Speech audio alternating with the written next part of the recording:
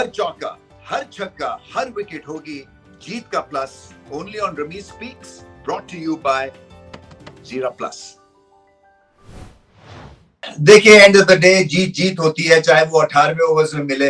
हालांकि 14वें ओवर तक जीतना चाहिए था ये मैच, क्योंकि बॉलिंग बहुत अच्छी की थी और कनाडा ने वो स्कोर दिया था जो कि शायद 14वें ओवर तक पाकिस्तान कर जाता, मगर क्योंकि भारत के खिलाफ कॉन्फिडेंस इस बैटिंग लाइनअप का कमजोर हुआ था, तो इसलिए मेरे ख्याल में बहुत ही मोहतात तरीके से ये रन चेस किया पाकिस्तान ने। अब सादा खुशबू से काम नहीं चलेगा, आपको मीठे पान की तरह जो है ना वो अगला मैच खेलना है, नेट रन रेट को भी ज़हन में रखना है, क्योंकि अगर आप इस टूर्नामेंट में उतरे और एक जीत से ही आप या दो जीत से ही जो है आप खुश हो जाएंगे और सुपर 8 पे नहीं जाएंगे, तो फिर वही बात है कि दोबारा से ड्राइंग बोर्ड पे सब लोग कहेंगे कि आप जाइए, क्योंकि इस टीम में अगर टैलेंट है तो विल नहीं है, विल है तो स्किल नहीं है, स्किल है तो फिर एक्सिक्यूशन नहीं है, एक्सिक्यूशन नहीं है तो फिर गेम अवेयरनेस नहीं है। सो बहुत सारे सवाल उठ जाएंगे।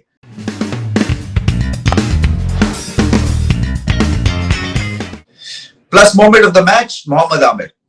वैसे ये पिच तो टेलर मेड थी फास्ट बॉलर्स के लिए या बॉलर्स के लिए, इसलिए कि नई पिच थी तो गेंद रुक भी रहा था, नीचे भी रह रहा था, ऑकवर्ड बाउंस भी था, मगर फिर भी आपको बॉल तो करने थे विकेट लेने के लिए, प्रेशर डालने के लिए। और शाहिन शाह अफरीदी ऑफ लेट उस तरह से नहीं चमक रहे हैं जैसे कि पहले वो चमका करते थे। सो पहले 2 ओवर्स कुछ खास पाकिस्तान ने किए नहीं और फिर मोहम्मद आमिर को लाया गया और स्ट्रेट अवे उन्होंने ब्रेक थ्रू दिलवा दिया और मुख्तलिफ फेजेस पे आके इंटेलिजेंट बॉलिंग करते हैं। और आज जबकि पाकिस्तान को जरूरत थी तो उन्होंने लीडर ऑफ द पैक बन के भी दिखाया, और बाकी फिर एक तरह से सेटलिंग डाउन पीरियड भी पाकिस्तान को मिल गया, क्योंकि ब्रेक थ्रू से जो है वो थोड़ी बहुत तसल्ली हो जाती है। और अगर कनाडा कहीं ज्यादा लंबे स्कोर 130 140 तक ले जाता तो ये मुकाबला टाइट हो जाना था पाकिस्तान के लिए, क्योंकि ये नई पिच थी, इसका सैंपल साइज किसी को पता नहीं था कि कैसे खेलेगी, और वेरिएशंस जब होती हैं पिच में, ऊपर नीचे गेंद रहता है, वो बैटिंग सबसे मुश्किल तब होती है, क्योंकि आप यू नेवर इन, आप अंदर भी रह के और आपको कभी भी अच्छा गेंद पड़ सकता है। सो उस लिहाज से ये बॉलिंग परफॉर्मेंस बहुत अच्छी थी और मोहम्मद आमिर ने लीडर ऑफ द पैक बन के दिखाया।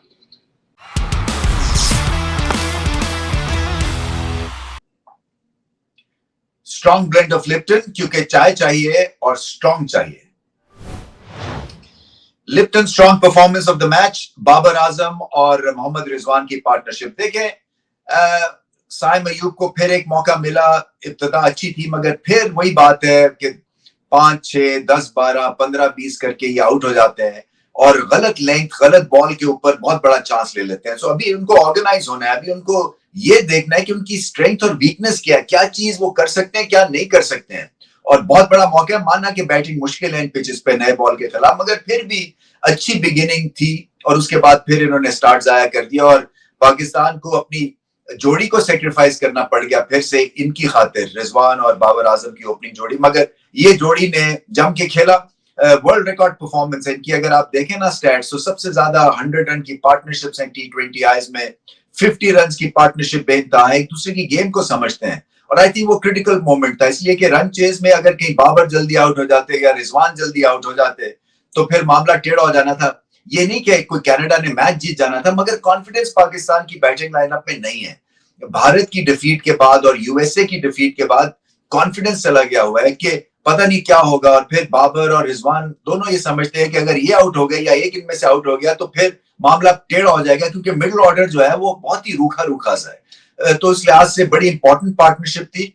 मैं समझता हूं कि थोड़े से और रिस्क उठाना चाहिए था। बाबर आजम ने तो 1-2 बड़ी शॉट्स खेली है, बट रिजवान ने जो है वो शायद उनके बस की बात नहीं थी कि छक्के उस वक्त लगते, क्योंकि मैं हमेशा समझता हूं कि टारगेट जो है ना ये 14 ओवर्स में कंप्लीट करना चाहिए था। बट ये पार्टनरशिप जो थी यही एक रिडीमिंग फैक्टर भी था, इससे कॉन्फिडेंस भी आएगा और अगले मैच में जहां पे जो पिच है वो थोड़ी सी इससे बेहतर होनी चाहिए, तो वहां पे कॉन्फिडेंस भी आएगा इस टीम को। बट जो एक परफॉर्मेंस मोमेंट था, एक जो स्ट्रॉन्ग परफॉर्मेंस लिप्टन मोमेंट था, वो ये पार्टनरशिप थी।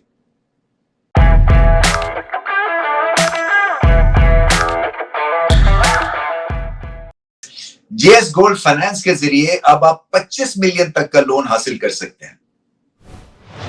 JS bank gold moment of the match, Naseem Shah ने जो एरन जॉनसन को बोल्ड आउट किया। देखें, ये अगर और खड़े रह जाते थोड़ी देर तो फिर ये स्कोर 150 तक भी पहुंच जाना था और शायद पाकिस्तान की गिरफ्त से मैच ये निकल जाता। सो वो बहुत ही टाइमली ब्लो थी, 4 छक्के मार दिए उन्होंने और आधे से रन उन्होंने किए, बाकी टीम ने आधे रन किए। कुछ इतनी ज्यादा इनमें अहलियत है और परफेक्ट उनकी बैटिंग है इन पिचेस को सामने रखते हुए, क्योंकि अच्छे खासे तगड़े इंसान हैं और सीधी हिट बड़ी जोर से मारते हैं और स्लॉग करते हैं।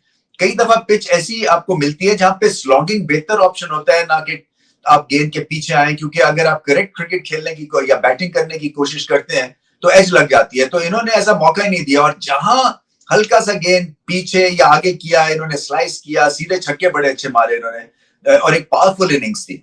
मगर वो जो नसीम शाह ने इनको बोल्ड किया है, वहीं पे मुकाबला पाकिस्तान के हाथ में आया। तो एक तरह से वो जो बॉल था वही gold moment of the match था। तो मैं समझता हूं कि आज बेहतरीन मौका था, बट हैविंग सेड दैट चले जीत गए। फैंस बड़ी तादाद में आए हुए थे और बेचारों ने आवाजें पाकिस्तान के हक में लगा लगा के एक माहौल को गर्म कर दिया।